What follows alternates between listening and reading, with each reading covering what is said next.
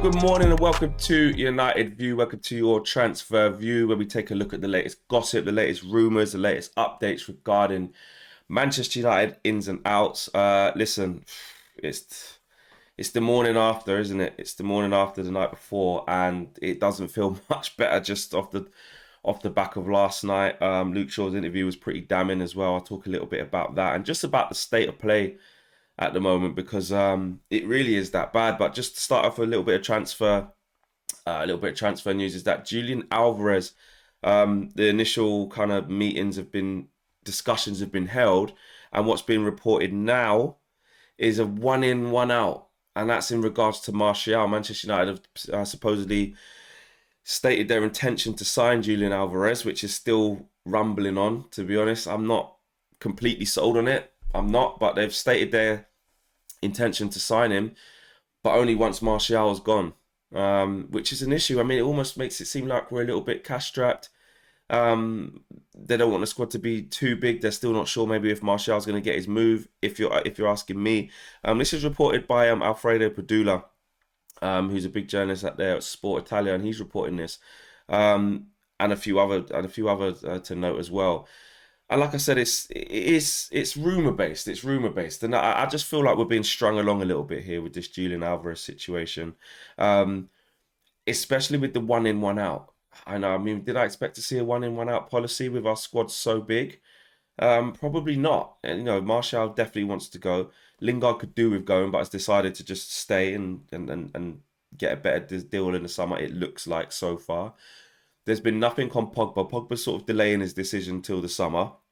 Donny van de Beek can't get a sniff, but has been asked to stay and probably will stay. Mata wants to leave. That could be do with trimming down. If we get like a Dennis Zakaria, you could almost let a Matic go or something like that.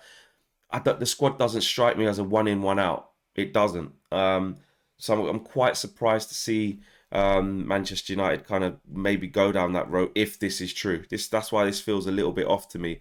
In terms of the quotes, this is what he had to say. He said there is contact between Fernando Hidalgo and Manchester United for Julian Alvarez, but United want to sell Martial before doing the deal. Inter Milan, AC Milan and Fiorentina are all looking at the situation now in standby.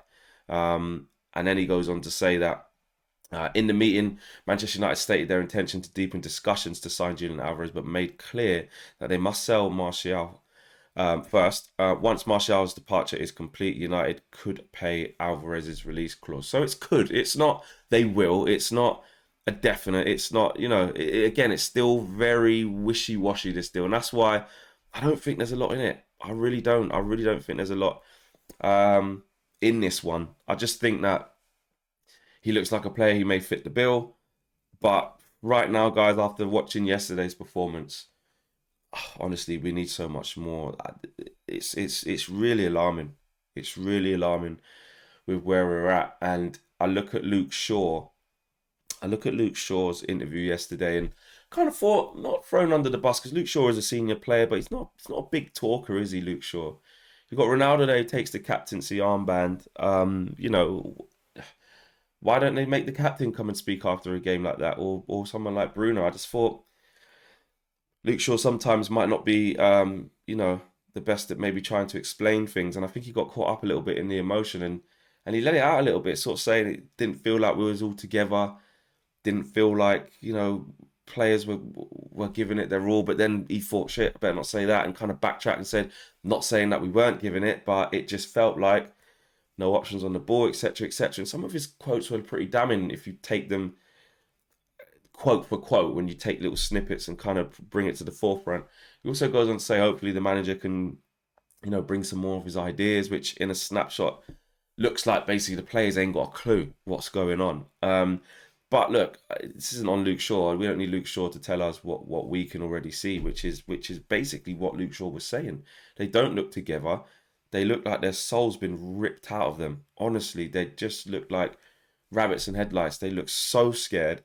They look so disjointed. And you take it in a little bit, don't you, from yesterday? And it was negative. It wasn't nice.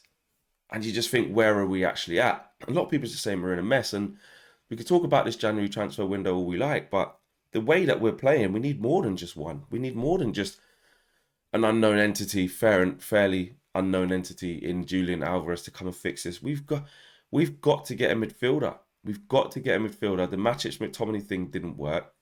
When it's Matic and Fred again, we say the same thing doesn't work. This 4-2-2 formation is it stifling our biggest creator in Bruno Fernandes? Probably at the moment. You're not getting a tune out of Ronaldo and Cavani to the point where people are saying that Ronaldo's starting to become a bit of a problem.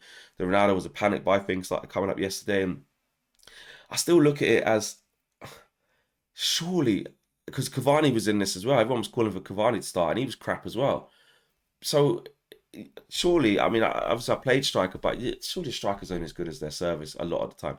When someone's as good as Ronaldo and has a track record as Ronaldo does, they've got to be as good as their service. So I understand that, but what I will say on Ronaldo is that his generic play hasn't been good enough. I've noticed that over the last couple of games, even if he's got the tap in against Burnley, etc., and might score a penalty against Norwich, his actual play has actually been piss poor the last couple of games. Just in terms of generic hold-up play, generic link-up play, the way he's knitting the team together, the way he works across the front line. But then again, am I surprised? Like Ronaldo's the sort of player. It's not me excusing him. It's just me looking at the situation that we're in and what Ronaldo is versus how we are right now. Ronaldo's the player that if we were going to bring him to the football club, which we did, we've got to create chances for him, man. We've got to create chances for him, and we're not a team that does that. Do you know what I mean? We're not a team that Ronaldo could play for West Ham and probably get more chances than he's getting now at Man United. Ronaldo could play for Brighton. Look at Brighton's struggle. And hear me out on this. Look at Brighton's struggles a lot of the time when they've been struggling to score goals. Right, they've got Danny Welbeck back. He's been doing okay recently. But, they're always screaming out for a striker, but they create loads of chances. Look at Palace, same thing. I look at players, at teams, loads of other teams who create loads of chances. Arsenal, City, the other teams that he would probably end up scoring more because he's actually being fed because there's a system that actually works, As crazy as that may sound, please take that in context. So, back in regards to the transfer window, I think we've got big issues because there isn't good. The problem that we've got now is that there's so many players out of form and so many players hiding, so many players' confidence shot to bits that actually one new signing ain't enough. One new signing ain't enough. And look, I'm not going to be over the top and say, oh, in January we need to go and buy 8 players because we need to sell a lot of these.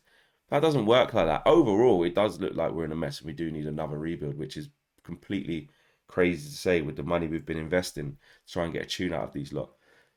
But there are a lot of warning signs. I mean, the Jadon Sancho thing, I've backed him and I've backed him to become good. But I did say this under Ollie, didn't I? I said that Jadon Sancho, it was interesting because I saw that Jamie Redknapp was picking up on this after the game. That Jadon Sancho, when we signed him as well, I said first of all we would have got a midfielder instead of him. We didn't need him, and if we did, we needed a more direct player because of the way we play. And if you look at Jadon now, it's almost like he doesn't have that intensity to run the other way. I said it so early in the season. I said you look at Son, you look at Sterling, you look at Mahrez, you look at Sane, you look at even Mason Mount, any players who play in wide positions for the top clubs, not even at top clubs, but whoever, the good players. You look at Podence, you look at Trincao, players like that, you look at Neto, Wolves got a bundle of them.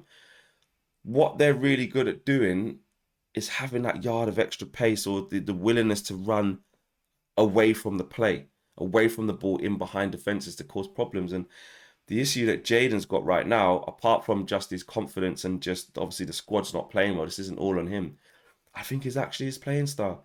I'm starting to feel like already within, I don't know, another 6 months to a year, he just wants everything to fit. He wants it to look nice, which is how he plays. So we either have to adapt to that style to get the best out of him, or we have to ask him to do something that he's not renowned for, or ask him to get an extra yard of pace and be willing to run the other way without the ball. Not Jadon's game. That's an issue.